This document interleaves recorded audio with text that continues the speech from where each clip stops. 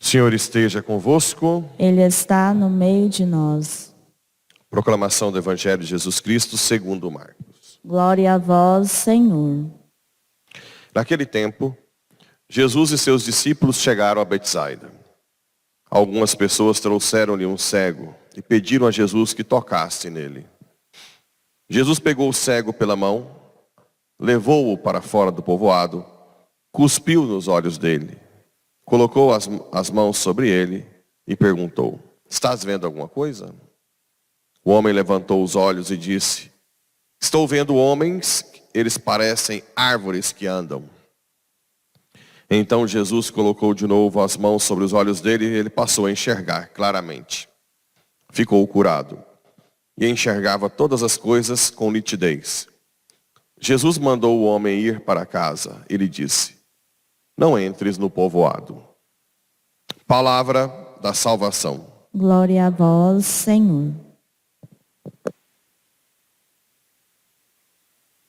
Caríssimos irmãos e irmãs, como eu disse, a carta de São Tiago, ela é muito prática.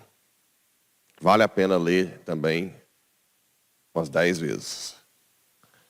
E muito atual. Até vou ler porque realmente é bem pontual. Sabei que todo homem deve ser pronto para ouvir, mas moroso para falar. Isso é o mais difícil, né? As nossas paixões, a concupiscência faz com que a gente queira logo, logo falar. Antigamente eu tinha muito de eu brigar, depois falar, não, mas podia ter falado daquilo também, né? Podia ter falado daquilo. Hoje, quando falo, aí Deus já fala, o que você falou ainda? Isso aí, né? Por que você não ficou mais quieto? É o contrário, a concupiscência manda falar, nossa, mas podia ter falado daquele negócio, não é possível. A próxima vez que eu ouvir, eu quero falar tudo, né? Mas nunca a gente perde em simplesmente ouvir. Claro, não é que a gente não tem que falar em alguns momentos. Mas espera baixar a poeira, espera a raiva passar. Até na educação dos filhos, não? Não é interessante corrigir filho com raiva, porque o filho vai ver que está tendo um ódio por trás. É interessante corrigir tranquilo, né? Com firmeza, mas sem muitas paixões. E moroso para se irritar. Tem que ter um domínio com a graça, tem que rezar, porque a irritação ela é natural. Então quem reza, a graça vai segurando a irritação. Pois a cólera do homem não é capaz de realizar a justiça de Deus.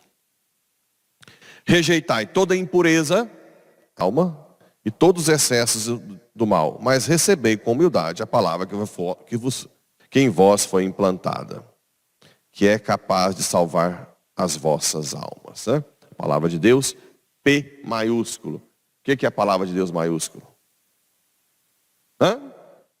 Jesus. Não esquece, a palavra de Deus para católico não é só escrita, também escrita, mas é a oral, é Cristo, é o Santíssimo, é Cristo.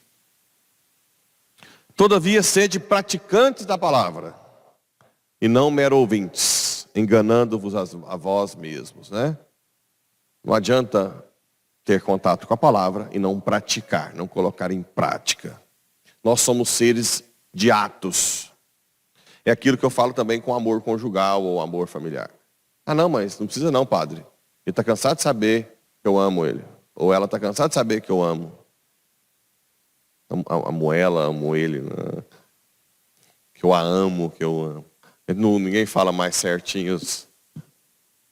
Não precisa botar em prática. Precisa falar que ama. Precisa fazer gestos. Porque nós somos seres de atos. Precisa falar que ama os filhos. Precisa gastar o tempo com os filhos. Eu já disse aqui várias vezes. Eu peguei vários adolescentes que dizem assim: meu pai ou minha mãe, ou ambos, nunca deixaram de fazer nada por mim. Questão de olho. Se você deixa de fazer, Eles estão te observando. Se você deixa de fazer alguma coisa que você gosta, por eles. Está no DNA. Todo mundo quer ser amado. Inclusive, quem fica observando isso também, minha gente? Deus. O tempo inteiro. Deus é igual um filho, né? Também. É pai. O que o Pablo deixa de fazer por causa de mim? Só que com Deus é mais grave. Porque Ele te dá a graça para fazer o que Ele quer. Ele te dá a graça para você. Então não tem desculpa no juízo final. Não, eu não daria conta. Não, Senhor. Se o Senhor me conhece, sabe que eu não dou conta. Espera aí. E a graça que eu estou para te dar para você renunciar por mim? Olha o amor que eu ia te dar. Porque tudo vem dele. Então não tem desculpa no juízo final. Essa história que eu não daria conta, não cola. Aí ele faz um exemplo, que é como olhar no espelho, né? Agora uma coisa que eu acho bonita aqui. Aquele que se debruça sobre a lei da liberdade. A lei da liberdade. Que lei que é essa? Que nos faz livres. O amor. Lembra, não esquece do casal que o juiz manda cuidar do filho, com obrigações, e o casal que sonhava ter filho? Às vezes o casal tem um filho que não dorme à noite hora nenhuma, chora a noite inteira. E você pergunta, depois de uns 3 meses, como é que eles estão, o que eles falam? A melhor coisa da minha... Você vai perguntar ao casal que foi obrigado a adotar sem querer? Quer matar, quer juiz, eu quero jogar... Ou ele me prende, então. É um peso, né? Lembra disso. O amor que dá liberdade. E nela persevera, não como ouvinte distraído, mas praticando o que ela ordena, será feliz. A felicidade. A felicidade está em colocar a palavra de Deus em prática. Ou seja, a felicidade é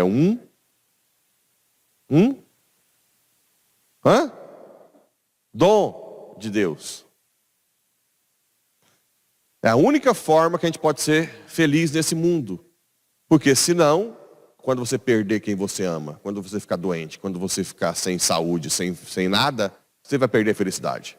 A felicidade não é algo nosso, é um dom de Deus, que Ele dá a quem sofre e a quem morre e a quem está morrendo. Deus pode fazer feliz mesmo quem sofre. Não esquece disso. Se alguém julga ser religioso e não refreia a sua língua, engana-se a si mesmo. Vixe Maria, aqui já pegou, não é? A minha madrinha que vem aqui, ela fala assim, meu filho de Deus, esse sanguinho nosso, essa língua do nosso sangue é difícil de lidar. Essa família nossa, e é verdade, né? Quanto que eu já apanhei por causa da língua? Quanta paulada. Tudo por causa da língua. Mas é bom que a gente apanha, né? Apanhar ajuda a frear a língua. Mas também frear a língua é com a graça de Deus. Depois São Tiago vai falar mais na frente, quem refreia a língua, refreia o corpo inteiro facilmente, né?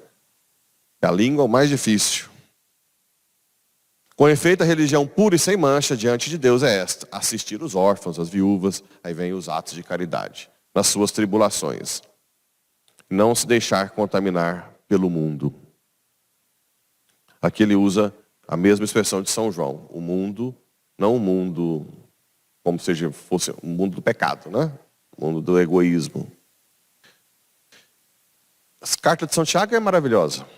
Vale muito a pena ler umas 10 vezes. E no Evangelho, alguém traz um cego em Betsaida. Ai de ti, Corazim. Ai de ti, Betsaida. Porque se tivessem visto os milagres, se Sodoma e Gomorra tivessem visto os milagres que vocês viram, tinham se convertido e vocês não se convertem. Lembra? Olha que interessante. A quem tem será dado mais, a quem não tem será tirado até o que tem. Como Betsaida é uma cidade que quase não tem fé, Jesus não é igual a nós. Porque se fosse eu, e eu fosse fazer um milagre, o povo não acredita em mim, eu ia pôr esse povo lá na praça de Porá. Falei, vem cá, seu povo incrédulo, né? Olha para vocês verem o milagre que vai fazer. O que Jesus faz aqui? Trouxeram, pediram a Jesus que tocasse nele. Jesus pegou o cego pela mão e levou-o para fora do povoado. Estão entendendo isso? Quando você não quer converter, Deus some mais. Quando você não se empenha, Ele desaparece mais da sua vida. Você fica mais cego ainda. Se o povo não queria converter, Ele pegou o cego. Eu faria o contrário, né? Eu ia fazer o milagre para o povo converter lá no meio. Ele tirou do povoado. Afastou. Né? Cuspiu nos olhos dele. Lembra do sacramento, né? A parte matéria e o espírito. É uma prefiguração do sacramento que nós temos. E ele começou a enxergar árvores. Mas por que árvores? Porque a fé ainda era imperfeita. E aqui entra também um ensinamento para nós. A nossa adoração, na perseverança, ela nunca é a mesma, viu? Se você é perseverante na adoração, hoje você vai estar mais